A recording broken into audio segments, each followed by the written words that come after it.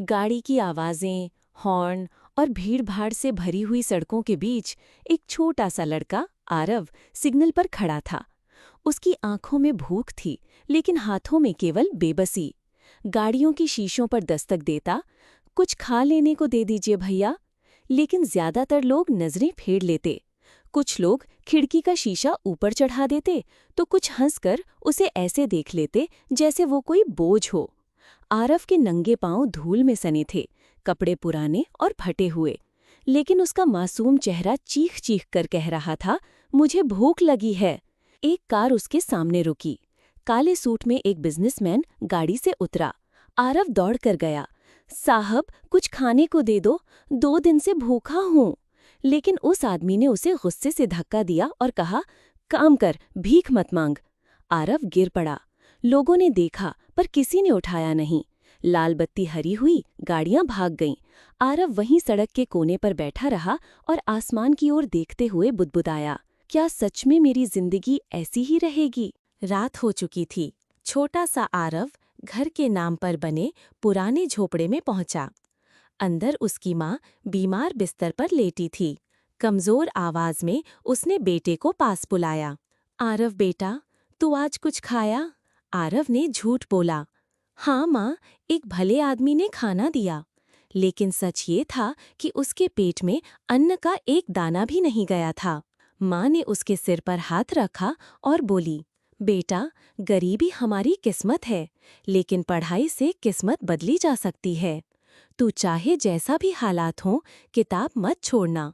शिक्षा ही तेरी असली दौलत बनेगी। आरव की आंखों में आंसू आ गए। उसने माँ का हाथ थामा और सिर हिलाया। अगली सुबह आरव फिर सड़क पर निकला। लेकिन इस बार उसकी आंखों में सिर्फ भूख नहीं थी, बल्कि माँ का सपना भी था। सुबह का वक्त था। सड़क किनारे एक छोटा सा ढाबा था। आरव वहां पहुंचा और मालिक से बोला, भैया, मुझे काम चाहिए, कुछ भी करूंगा। मालिक ने उसकी हालत देखी, फटे कपड़े, कमजोर शरीर और भूखी आंखें। उसका दिल पिघल गया। ठीक है, बर्तन धो ले, बदले में खाना और थोड़े पैसे मिलेंगे। उस दिन से आरव ने ढाबे में काम करना शुरू किया। दिन भर बर्तन मांजता, टेबल साफ करता और झाड़ू लगाता। लेकिन जब भी उसे थोड़ा खाली वक्त मिलता, वो कोने में बैठकर टूटी-फूटी किताब खोल लेता। ढाबे का मालिक हैरान था। उसने पूछा, बेटा, इतनी मेहनत के बाद भी तू किताब क्यों पढ़ता है? आरव ने मुस्कुराकर जवाब दिया, क्योंकि भूख सिर्फ पेट की नहीं होती भैया, ज्ञान की भूख भी होती है। उसकी बात सुनकर मालिक की आंखें भर आईं। उसने उसी रात आरव को एक पुराना बैग और कुछ कॉपी किताबें दीं। पढ़ाई मत छोड़ना बेटा, यही तेरी असली ताकत बनेगी। उस रात ढाबे की टिमटिमाती लालटेन के नीचे आरव ने पहली बार महसूस किया कि अंधेरे में भी उम्मीद की एक रोशनी होती है। दिन बीतते गए। ढाबे पर काम करने के साथ साथ आरव अब पास की सरकारी स्कूल में भी जाने लगा। लेकिन वहां उसका सफर आसान नहीं था। क्लास में बच्चे उसका मजाक उड़ाते, अरे ये तो बर्तन धोने वाला है, इसकी जगह स्कूल में नहीं होटल में है। कभी कोई उसका बैग छीन लेता तो कभी उसकी किताबें फाड़ देता। आरव की आंखों में आंसू आ जाते, लेकिन वो चुपचाप किताबें समेटकर फिर से पढ़ना शुरू कर देता। उसके कानों में हमेशा माँ की आवाज गूंजती, पढ़ाई ही तेरी किस्मत बदलेगी बेटा। दिन में बर्तन धोना, रात में स्ट्रीट लाइट के नीचे पढ़ाई करना, यही उसका रोज का नियम बन गया। परीक्षा का दिन आया। बच्चे हंस रहे थे, ये लड़का पास भी नहीं होगा। लेकिन नतीजा जब आया, पूरे स्कूल में सबसे ज्यादा नंबर लाने वाला नाम था आरव। क्लास में तालियां गूंज उठीं। उसके टीचर ने उसके कंधे पर हाथ रखकर कहा, बेटा, हालात कभी इंसान को छोटा नहीं बनाते, छोटा सोच इंसान को छोटा बनाती है। आज तूने साबित कर दिया कि मेहनत हमेशा जीतती है। उस रात ढाबे की टिमटिमाती लालटेन के नीचे आरव ने पहली बार महसूस किया कि अंधेरे में भी उम्मीद की एक रोशनी होती है। रात गहरी हो चुकी थी। आरव पढ़ाई खत्म करके झोपड़ी में लौटा। अंदर उसकी माँ बिस्तर पर पड़ी कांप रही थी। आरव दौड़कर उनके पास गया। माँ, देखो, इस बार मैं क्लास में सबसे आगे आया हूँ। अब हमारा सपना पूरा होगा माँ। माँ ने कांपते हाथों से बेटे का चेहरा थामा। कमजोर आवाज में बोली, मुझे पता था बेटा, तू कर दिखाएगा, तू मेरी शान है। लेकिन उसी क्षण खांसी का दौरा पड़ा। माँ का शरीर थरथराने लगा। आरव घबरा गया। माँ रुको, मैं पानी लाता हूँ, दवाई लाता हूँ। मगर माँ ने सिर हिलाया और फुसफुसाई, नहीं बेटा, अब मेरी दवाई सिर्फ तू है। वादा कर, तू पढ़ाई कभी नहीं छोड़ेगा। भले मैं तेरे साथ न रहूं, लेकिन तुझे आगे बढ़ना है। आरव की आंखों से आंसू टपकने लगे। उसने माँ का हाथ कसकर पकड़ लिया। मैं वादा करता हूँ माँ, चाहे कुछ भी हो जाए, मैं हार नहीं मानूंगा। अगले ही पल माँ की आंखें धीरे धीरे बंद हो गईं। कमरे में सन्नाटा छा गया। आरव ने चीख कर कहा, माँ। उस रात उसने अपनी माँ को खो दिया, लेकिन उसके दिल में माँ का सपना और भी गहराई से बैठ गया। माँ की विदाई के बाद आरव बिल्कुल अकेला हो गया था, लेकिन अकेलापन भी उसे तोड़ नहीं पाया, बल्कि वही दर्द उसकी सबसे बड़ी ताकत बन गया। ढाबे पर काम करना, सड़क पर छोटे छोटे काम पकड़ना और साथ ही पढ़ाई करना, यही उसकी जिंदगी की दिनचर्या बन गई थी। धीरे धीरे वक्त गुजरा और अब आरव कॉलेज तक पहुंच गया। फीस भरना आसान नहीं था, लेकिन उसकी मेहनत और लगन देखकर उसे स्कॉलरशिप मिल गई। क्लास में जब टीचर ने एक इनोवेशन प्रतियोगिता का ऐलान किया, तो सबको लगा आरव जैसे लड़के से क्या उम्मीद रखनी। लेकिन आरव चुपचाप मेहनत करता रहा। दिन रात ढाबे पर काम करने के बाद रात को लैंप की रोशनी में प्रोजेक्ट पर मेहनत करता। प्रतियोगिता का दिन आया। सबके सामने जब आरव ने अपना मॉडल पेश किया, तो हॉल तालियों से गूंज उठा। विजेता का नाम पुकारा गया, अनाउंसिंग आरव।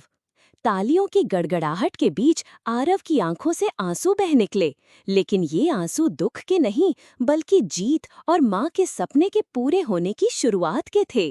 कॉलेज की पढ़ाई पूरी होते ही हर कोई उम्मीद कर रहा था कि आरव नौकरी ढूंढेगा, लेकिन आरव के दिल में कुछ और ही था। उसने सोचा, नौकरी तो बहुत लोग करते हैं, पर मुझे ऐसा कुछ करना है जिससे दूसरों की जिंदगी बदले। उसने एक छोटे से गैराज में अपना स्टार्टअप शुरू किया। कहीं से पुरानी मशीनें खरीदी, कहीं दोस्तों से थोड़े पैसे उधार लिए। दिन रात मेहनत, कमाई का हर पैसा वापस काम में लगाना, यही उसका नया सफर बन गया। शुरुआत मुश्किल थी, कभी मशीनें बंद हो जाती, कभी ग्राहक मुंह मोड़ लेते। लेकिन आरव हमेशा मुस्कुराकर कहता, गरीबी से बड़ी मुश्किल तो मैंने झेली है, ये तो बस रास्ते की धूल है। धीरे धीरे लोग उसकी ईमानदारी और लगन को पहचानने लगे। छोटा सा गैराज अब धीरे धीरे एक कंपनी का रूप लेने लगा। वक्त बीतता गया। वो छोटा सा गैराज, जहाँ कभी टूटी फूटी मशीनें थीं, अब चमचमाती इमारत में बदल चुका था। आरव की मेहनत, ईमानदारी और सपनों की ताकत ने उसकी छोटी सी शुरुआत को एक बड़ी कंपनी का रूप दे दिया। आज उसकी कंपनी में हजारों लोग काम करते थे। जिन मजदूरों को कभी सड़कों पर ठोकरें मिलती थी, अब वही लोग उसकी फैक्ट्री में सम्मान के साथ रोजगार पा रहे थे। मीडिया भी कहने लगी, ये लड़का गरीबी से निकला और अब हजारों का सहारा बना। लेकिन जिंदगी हमेशा आसान रास्ता नहीं देती, और यही सच उसके सामने आने वाला था। कंपनी का इंटरव्यू हॉल लोगों से भरा हुआ था। कई लोग नौकरी के लिए लाइन में खड़े थे। आरव अपनी कुर्सी पर बैठा हर उम्मीदवार को ध्यान से देख रहा था। तभी दरवाजा खुला और अंदर आया एक आदमी। काला सूट, सफेद बाल और झुकी हुई नजरें। आरव की सांसें थम गई। ये वही था, वही बिजनेसमैन जिसने कभी ट्रैफिक सिग्नल पर उसे धक्का देकर कहा था, काम कर, भीख मत मांग। आज हालात उल्टे थे। सामने खड़ा वही आदमी अब नौकरी की तलाश में था। वो कांपती आवाज में बोला, सर, मुझे काम चाहिए, जिंदगी ने सब छीन लिया, कृपया एक मौका दीजिए। आरव के दिल में तूफान चल रहा था। एक तरफ उसके बचपन का दर्द, दूसरी तरफ माँ की सीख, बेटा, कभी इंसानियत मत खोना। उसने गहरी सांस ली और शांत स्वर में कहा, आप बैठ जाइए, इंटरव्यू सबका बराबर होगा। इंटरव्यू हॉल शांत था। सबकी नजरें आरव पर थीं। वो आदमी जिसने कभी उसे सड़क पर धक्का दिया था, आज उसी से रोजगार मांग रहा था। आरव ने उसकी आंखों में देखा।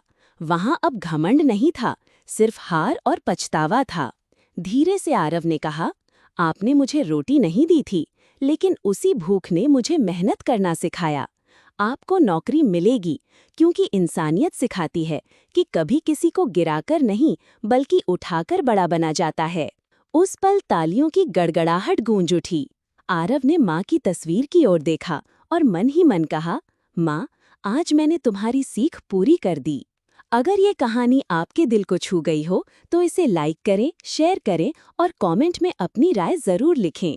और ऐसी ही प्रेरणादायक कहानियां सुनने के लिए भारत कोस्ट गंगा चैनल को सब्सक्राइब करना मत भूलिए। सालों बाद आरव की कंपनी सिर्फ कारोबार नहीं रही, बल्कि एक मिशन बन चुकी थी। उसने अनाथ बच्चों के लिए स्कूल खोले, जहां हर बच्चे को मुफ्त पढ़ाई और खाना मिलता। कंपनी के हर गेट पर लिखा था, किसी बच्चे की आंखों में भूख नहीं, सिर्फ सपने होने चाहिए। आरव अक्सर बच्चों के बीच बैठकर कहता, मैं भी कभी तुम जैसा था, लेकिन आज यहाँ हूँ सिर्फ अपनी माँ की सीख और मेहनत की वजह से। बच्चे तालियां बजाते और हंसते। आरव मुस्कुराकर आसमान की तरफ देखता, जैसे माँ कहीं ऊपर से उसे आशीर्वाद दे रही हो। अगर ये कहानी आपके दिल को छू गई हो तो इसे लाइक करें, शेयर करें और कमेंट में ज़रूर लिखें। और आगे भी ऐसी प्रेरणादायक कहानियाँ सुनने के लिए भारत गोश्त गंगा चैनल को सब्सक्राइब करना मत भूलिए।